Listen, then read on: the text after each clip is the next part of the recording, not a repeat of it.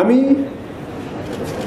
প্রাথমিক ও গণশিক্ষা মন্ত্রণালয়ের দায়িত্বে রয়েছি এবং আমি যখন কথা বলি তখন আমি আমার এই অবস্থানটি থেকে কথা বলার চেষ্টা করি। এখানে বলা হয়েছে যে আমরা কিভাবে প্রাথমিক বিদ্যালয় থেকেই এই মানসিকতাটাকে লালন করতে পারি, উদ্যোক্তা হওয়ার মানসিকতাটাকে। আমি আমার অবস্থানটি বলি এই বিষয়ে। আমাদের প্রাথমিকের যেটা বড় সমস্যা এখন পর্যন্ত আমরা ফেস করছি সেটা হচ্ছে, প্রাথমিকের মূল সমস্যাটা হচ্ছে, যদি এক কথায় প্রকাশ করি, সেটা হচ্ছে সাক্ষরতা। সাক্ষরতা মানে হচ্ছে যে একজন প্রাথমিকের ছাত্র যখন প্রাথমিক পাশ করবে, মানে আমাদের ক্লাস 5 আমাদের প্রাথমিক, তখন সে মাতৃভাষায় সাবলীলভাবে পড়তে পারবে, পড়ে বুঝতে পারবে এবং লিখে তার মনের ভাব প্রকাশ করতে পারবে। সে গাণিতিক সংখ্যা, অঙ্ক, গাণিতিক চিহ্ন সেগুলো সম্বন্ধে পরিচিত হবে। প্রাথমিক গাণিতিক সমস্যাবলী, যোগ বিয়োগ গুণ ভাগে অভ্যস্ত হবে এবং সে কোন সমস্যা সমাধানে কোন প্রক্রিয়া প্রয়োগ করতে হবে এই যুক্তিগুলো সে আয়ত্ত করতে পারবে। আমি মনে করি প্রাথমিকের মূল বিষয় সেইটা, আর অন্যান্য বিষয়গুলো হচ্ছে এর বাইরের প্রসঙ্গ।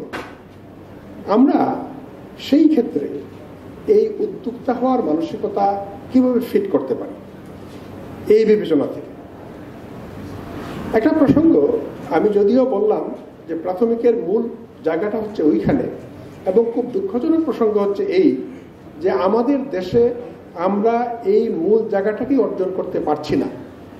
ফলে যা হচ্ছে, আমাদের এই অপ্রস্তুত শিশুরা যখন হাই স্কুলে যাচ্ছে অনেকেই ঝরে পড়ছে, কিংবা যারা আরো উঁচু লেভেলে উঠছে তাদের কিন্তু ভিত্তি দুর্বল রয়ে যাচ্ছে, ফলে বেশিরভাগই সফল হতে পারছে না।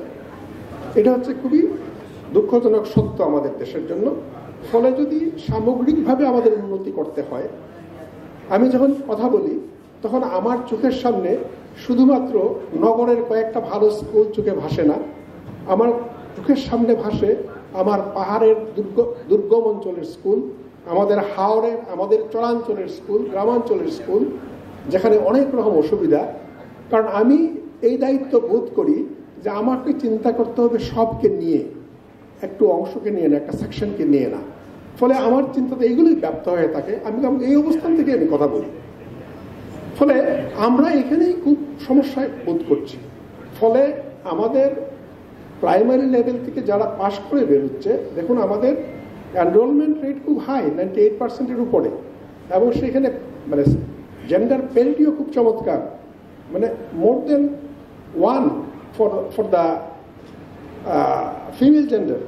ফলে এই যে প্রসঙ্গটা আছে এগুলো আমাদের অর্জন, কিন্তু আমাদের কোয়ালিটির ক্ষেত্রে আমাদের এই যে কম্প্রোমাইজড অবস্থা সেটা কিন্তু আমরা দেখছি। যেমন আবার এইচএসসি পরীক্ষাতে এটার ফলাফল আমরা দেখলাম, এসএসসি পরীক্ষাতে ফলাফল দেখলাম।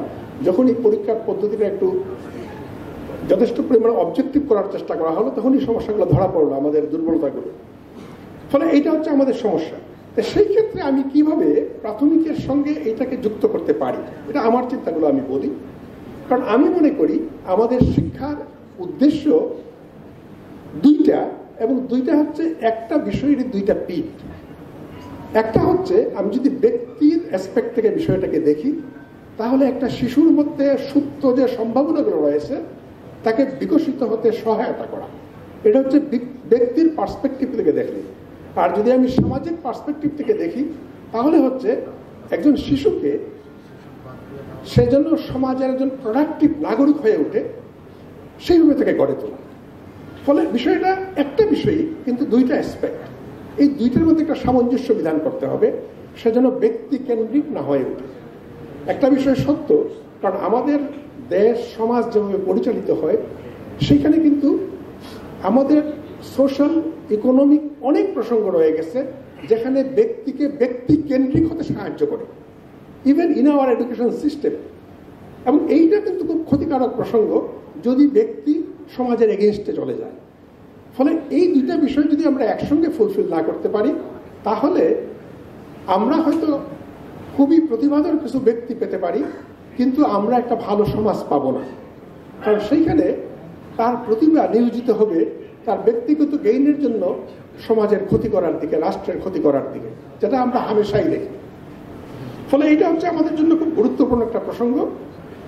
আরেকটা প্রসঙ্গ যদি আমি অন্যভাবে বলি, আমি যে শিশুর বিকাশ বলছি, সেখানে শিশুর শারীরিক মানসিক বিকাশের প্রসঙ্গ আসছে, সেখানে তার বুদ্ধিগত, তার আবেগগত, তার নীতিগত বিকাশের প্রসঙ্গ আসছে, এবং সেখানে আমরা বুদ্ধির প্রসঙ্গে আসলে আমরা সবচেয়ে গুরুত্ব দিচ্ছি এখানে এক ধরনের বিষয় হচ্ছে যুক্তিশীলতা, আর হচ্ছে তার কল্পনা শক্তি, তার সৃজনশীলতা। মানুষ যখন যন্ত্র আবিষ্কার করলো তখন তার পেশি শক্তি বহুগুণিত হয়ে গেল, এবং সেটাই আমাদের আধুনিকতার ইতিহাস, যে মানুষ যন্ত্র আবিষ্কার করলো এবং মানুষের পেশি শক্তি অনেক বহুগুণিত হয়ে গেল। কিন্তু সম্প্রতিকালের যেটা বিষয়, সেটা হচ্ছে আমাদের এমন প্রযুক্তিগত উন্নতি ঘটেছে যেটা আমাদের মানসিক ক্ষমতাকে অনেক বাড়িয়ে দিচ্ছে। যে বিষয়গুলো আগে আমাদের নিজেদের মেন্টাল অ্যাক্টিভিটির মাধ্যমে করতে হতো, সেগুলো এখন যন্ত্র করে দিতে পারে, এবং সেই দিকে আমাদের খুব দ্রুত উন্নতি ঘটছে। কিন্তু ওই টোটাল প্রসঙ্গটার মধ্যেই একটা বিষয় অনন্য রয়ে গেছে, যেটার জন্যই মানুষ, সেটা হচ্ছে তার সৃজনশীলতা, এবং সেইটার চর্চা উৎসাহিত করা, এবং সেটা সম্ভব, সেটা উচিত, এবং সেইটা আমরা প্রাথমিক করে থাকি আমাদের কারিকুলার অ্যাক্টিভিটিসের মাধ্যমে। আমাদের কারিকুলামের পাঠ্যপুস্তকের বাইরেও আমাদের কারিকুলার অ্যাক্টিভিটিস রয়েছে, যেমন রয়েছে ক্রীড়া, সাংস্কৃতিক বিভিন্ন রকম প্রোগ্রাম, যেমন রয়েছে আমাদের বিতর্ক, বক্তৃতা। এইসবের মাধ্যমে আমরা কিন্তু শিশুর ওই দিকগুলোকে বিকশিত করার চেষ্টা করি। একটা শিশু যখন আঁকে, একটা শিশু যখন গান গায়, যখন নাচে, তখন তার এই বিষয়গুলো বিকশিত হয়। ফলে আমরা প্রাথমিকে এই বিষয়গুলো বিকশিত হওয়ার জন্য চেষ্টা করি। আর যেটা চেষ্টা করি সেটা হচ্ছে সে যেন সমাজের প্রতি দায়বদ্ধ হয়ে ওঠে, তার মধ্যে এই নৈতিকতা বোধ ডেভেলপ করে। এখন আমরা এই উদ্যোক্তার প্রসঙ্গটাকে যদি বিবেচনা করি একটু ব্রড স্পেকট্রাম থেকে, এখানে যে বিষয়গুলো বলা হচ্ছে, যেটা একদম প্র্যাকটিক্যাল প্রসঙ্গ, সেটা হচ্ছে আপনি উদ্ভাবন করবেন যে কোনো ক্ষেত্রেই হোক।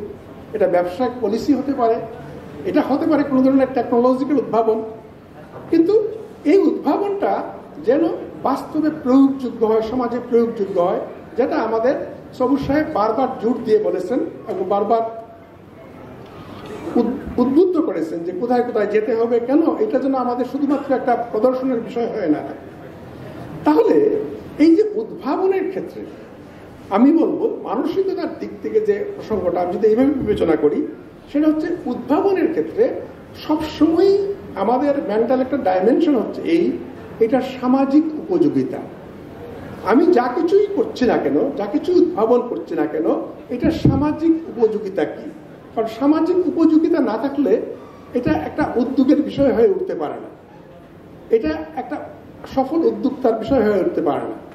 ফলে আমরা যেটা করতে পারি প্রাথমিক বিদ্যালয়ে, সেটা হচ্ছে তার বিকাশগুলো এইভাবে হবে। একটা হচ্ছে তার মধ্যে সৃজনশীলতার বিকাশ ঘটবে, যেটা তাকে উদ্ভাবনে সাহায্য করে, তার যুক্তিশীলতার বিকাশ ঘটবে। একই সঙ্গে সঙ্গে সে সামাজিক মানসিকতা সম্পন্ন মানুষ হয়ে উঠবে, যেন সবসময় তার চিন্তার মধ্যে প্রসঙ্গটা থাকে আমার উদ্ভাবন সামাজিক কি প্রয়োজনে লাগতে পারে, এটার মধ্যে একটা যোগসূত্র তৈরি করা। তাহলেই পরবর্তী সময়ে সে একজন সফল উদ্যোক্তা হয়ে উঠতে পারবে। আমি মনে করি প্রাথমিক বিষয়টাকে এইভাবেই উপস্থাপন করা দরকার। এই হচ্ছে গিয়ে আমার অবস্থান থেকে, অর্থাৎ আমরা আমাদের দেশের প্রাথমিক শিক্ষায় উদ্যোক্তার মানসিকতা গড়ে তোলার ক্ষেত্রে আমরা কি করতে পারি, আমার মনে হচ্ছে এইগুলো হচ্ছে খুব গুরুত্বপূর্ণ প্রসঙ্গ। এখন সরকারি প্রসঙ্গে যদি বলি আমি, যেটা আমাদের সবুজ সাহেব অনেকগুলো দুঃখজনক প্রসঙ্গ বলছেন যে সরকারি ক্ষেত্রে কাজ করতে গেলে পরে কি সমস্যার মুখোমুখি হতে হয়, এগুলো হচ্ছে মানে অপ্রিয় সত্য কথা। এগুলো হচ্ছে অপ্রিয় সত্য কথা। এবং সরকার যে এই উদ্যোগগুলোকে সমর্থন করতে পারে না যথাযথভাবে, এই ধরনের একটা পরিবেশ তৈরি করতে পারে না, এটা এক ধরনের ব্যর্থতা। এবং এই ব্যর্থতা কিন্তু আমাদের রাষ্ট্রের ব্যর্থতা, এবং সেটাই কিন্তু আমাদের বিফলতার জন্য দায়ী। আমরা যে পেসে আমাদের এগিয়ে যাওয়া সম্ভব ছিল, আমাদের জনশক্তি যেমন ছিল এবং আমাদের জনগণের মেধা যেমন ছিল, যেমন আমরা আগাতে পারতাম, আমরা যেতে পারছি না, এটা কিন্তু এইসব ব্যর্থতারই একটা অংশ। ফলে আমরা আশা করি যে যারা আমার সামনে বসে আছো, যারা ইয়াং জন, তারা তোমরা এই বিষয়গুলোকে কাটিয়ে উঠবে, তোমরা ভবিষ্যৎ নেতৃত্বে আসবে রাষ্ট্রেরও, শুধু উদ্যোক্তা না, এবং আমাদের রাষ্ট্রকে এইভাবে গড়ে তুলবে যেন আমরা এই উদ্যোক্তাদের ফ্রেন্ডলি একটা রাষ্ট্র হয়ে উঠতে পারি এবং আমরা পৃথিবীর বুকে মাথা উঁচু করে দাঁড়াতে পারি।